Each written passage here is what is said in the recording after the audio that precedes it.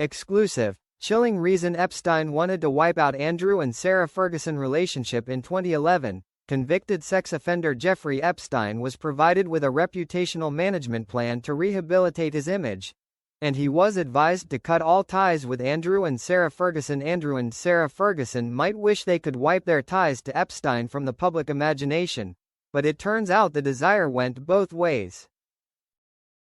In 2011, the convicted sex offender was provided with a document that aimed to rehabilitate his public image, and Epstein's team advised him to cut all ties with the former Duke and Duchess of York.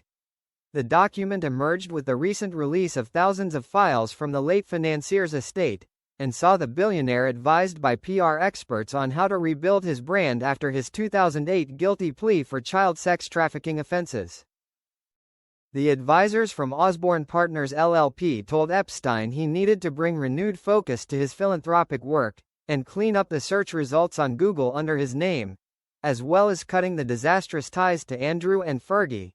The document was produced after the Daily Mail had published the allegations made by the late Virginia Giuffre, who accused Epstein and his girlfriend Ghislaine Maxwell of sex trafficking her, and Andrew of sexually assaulting her 3 times, allegations Andrew firmly denies.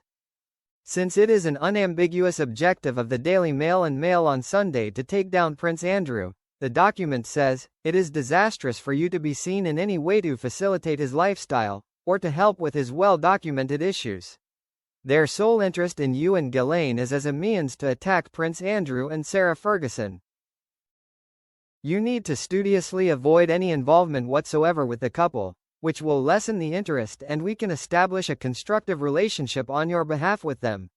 In the fullness of time, it will be possible to run a positive piece about your philanthropy."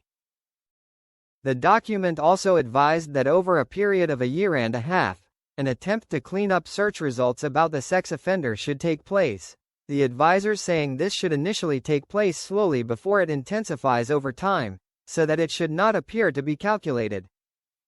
However, PR expert Maya Riaz told the Mirror that this plan to try and alter search results to influence public opinion, and rehab Epstein's image, was fundamentally flawed and unlikely ever to be successful.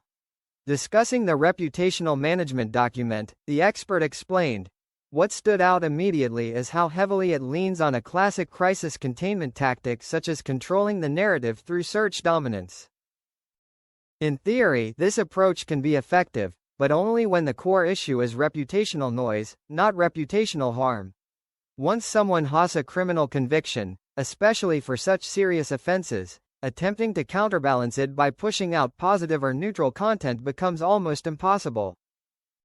Search engines prioritize authoritative, high-interest coverage, and in cases like Epstein's, the public and media appetite for that information will always outweigh any strategically seeded content. So even with significant resources, the plan was fundamentally flawed. You cannot out-optimize a fact of that magnitude. At best, the tactics might have diluted some speculative commentary, but they could never have shifted the center of gravity away from the conviction itself."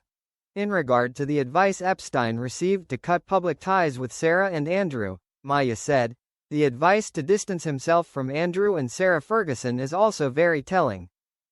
From a reputational standpoint, associations are often as powerful as actions.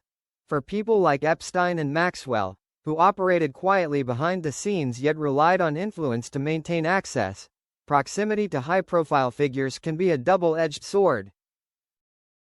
On one hand, they lend credibility and on the other, they heighten scrutiny. Andrew and Sarah were already carrying their own reputational challenges, and aligning with them would only have amplified Epstein's vulnerabilities at a time when he could least afford it.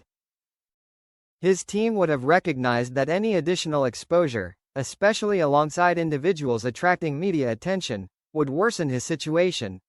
Overall, the PR expert explained, without behavioral credibility, it's incredibly difficult for someone to change their public image. In essence, the strategy outlined in the document reflects a common misunderstanding, which is the belief that reputation can be fixed with visibility alone. In reality, true reputation management requires both narrative control and behavioral credibility. Without the latter, no amount of PR architecture or search manipulation can hold.